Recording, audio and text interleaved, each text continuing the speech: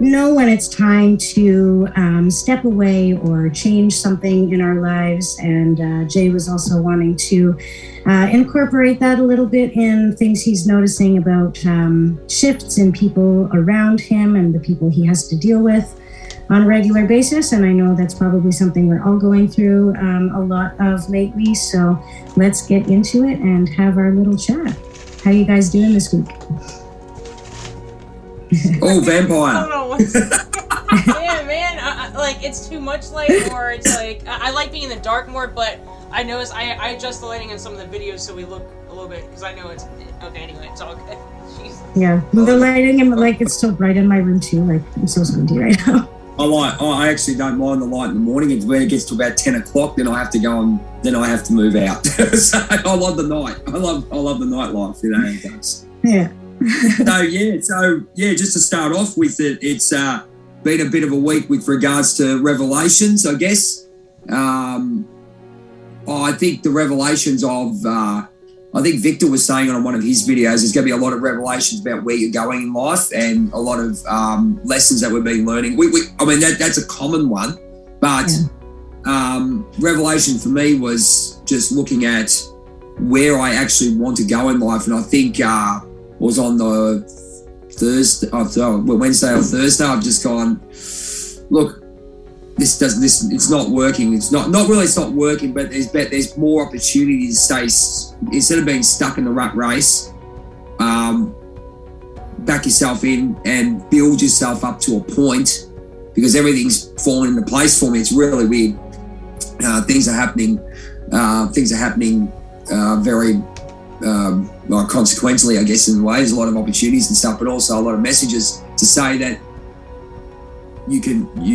this is where you should be. It's what you should be doing. And then a lot of these little previews have come up and said, here's a preview of the feeling you could have every single day.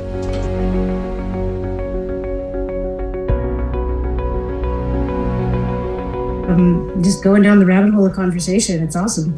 But that's great about the band and like the opportunities, and like what Diana was saying about the opportunities, just like for her to be in a place, like, or for you to be in a place to have that put right in front of you, where the option of reacting the way that you used to is totally there, but instead you're just looking at the situation like, why would I react to that?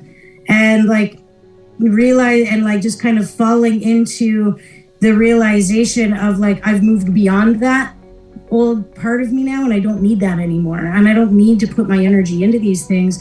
And like, I feel like with this retrograde for you, especially Diana, based on what you said, it's like everything that gets brought up during a retrograde, generally speaking, it's being brought up, and like you have problems with technology, you have problems with communication, because those are things you need to work on. And that's right. The things that you used to need work on, you clearly don't anymore. And this retrograde is showing you all of that and being like, you're done with this. You're done with this. You're at the end of this cycle. And that's huge. That's absolutely amazing. And then with you during this retrograde, Jay, you're getting all these opportunities, being like, you're the guy that everyone's looking at, because you're putting the energy in. You've got that frequency, that high vibe frequency that draws high vibe frequency back. This one here, Karen, who did our prayers a couple of when we first started Full-Time Purpose, we both got in together and we're still besties. The Secret Language of Your Body by there's an Ina Segal, I think her name is. And now that one there, she swears by it. I'm not sure, it looks backwards. Sorry guys, if it's a bit backwards there, I'm not sure how it all works. So the Secret Language of Your Body. So if I were to look up ankle, where are we? Gallstones, ankle. Here we go, list of that. Okay, throat. Throat's a big one. Yeah. What does it say for throat? I'm very curious, because I have a lot of weird...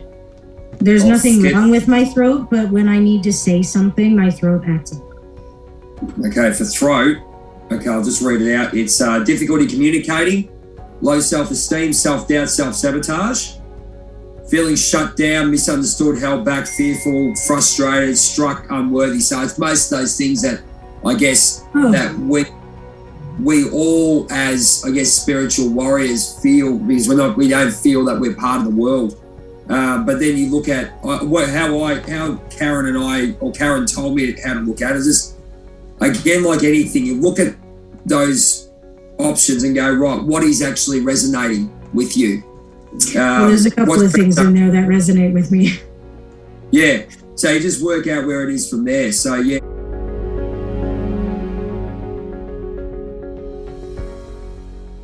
And I just wasn't all quite, I had some things I had to work through, but I think I'm getting closer to getting, I mean, YouTube is just one avenue, and I don't even want to put all my eggs in one basket, because even that takes time to get sustainable. That's right. To even be able to, just support off that. But I know other opportunities. I'm trying to expand. I'm trying to keep my mind open to, there's a lot of different ways I could go, and I'm also interested in writing, and I've always writing. So I have so many different things, but I'm trying not to right now, look, I do have to have some kind of income, right? So I have my job and then I have my YouTube, so I'm kind of just keep my energy split between those two for now. But as things come up in alignment, I think I'll just know intuitively. I'm not trying to force things. I do want to do other things. I'm kind of just trying to see what's out there, and I feel like things are manifesting quicker. I'm not really in a rush. I don't have the sense of urgency like before. I was like, I need to figure out now, man. Just kind of let it surprise, just flow with it, enjoy the process. Even where we're at now, what we're doing with our YouTube stuff, okay, sometimes we wish we were bigger. Of course, everyone does. When is it ever going to be enough followers, subscribers? It's never going to, because even when you get to a certain point, right? Even Aaron Dowdy said that, right? Even when he was at 100,000, he won 1 million, you know what I mean? So, you just have to kind of enjoy the process. And what we have is cool. We're growing. We have a good thing going on. And, sometimes I do look at the numbers, even, I'm like, oh, I should be more, but that's all the programming, man. That's what I'm talking about. That voice that's like, oh, you should have more subscribers. Your watch time should be, that kind of shit. Oh, more people should like your video. Shit. I'm like, dude, I don't even care about that, to be honest. So that's once again where I gotta tell my head, nah, I'm following my heart. I'm inspiring people. I'm helping people, even if it's one person at a time. Whatever, and whoever's meant to see it sees it, right? I'm having more of that. I'm just getting out of that ego. It's that programming, man. You gotta tune that shit out. But I just see what it is that voice that always wants, and that was the addiction voice too. That's the same voice that was an addict too. More. I never hit the high, right? It's always more. Always chasing. And it's the same with shopping for me. Now, for me, it manifests and I want to shop and buy more stuff. Food even, you know what I mean? So it's just, I can see, I see it, I'm aware of it. I'm like, oh, wow, yeah. You can see how I got to that point.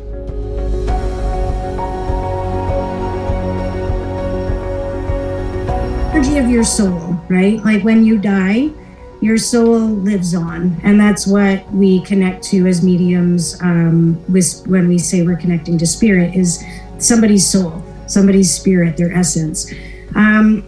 Now, when it comes to twin flames, my understanding of this split is because energy never technically dies, it just continually lives on, and it can expand and grow larger.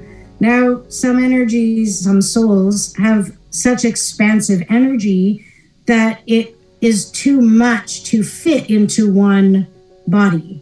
And it can also be that soul that was living picked up too much energetic karma to be able to carry the load on their own. So they split in order to work through the karma that needs to be worked on, with basically two perspectives on it. So if there's a karma, say around a lot of relationship karma, there's infidelity karma. Say the soul has a lot of karma around infidelity and needing to work through that karmically, the two will split off, and they might be very drawn to each other, but they might be in a situation where there's infidelity happening. Either the two twins meet and the one is with somebody else, or the two twins meet and somebody else that is karmically attached to one of the other, one of the people, will get brought in to help them deal with that infidelity karma. So it might be the two twins don't know each other. One of them is off getting married to somebody else that's not their twin. Then they meet their twin, and there can be, lots of sparks between the two. And, you know, that's the karma that they have to work on. It's like, we are not together, but there's clearly an energy here, and stuff happens, infidelity happens, and, you know, cheating happens, and because the twins want to be together. And it's not necessarily something that they would normally do, or they're even morally drawn to doing, but the energy of the souls wanting to get back together will do that and create now you have to look at the infidelity you just created and you have to deal with this karma.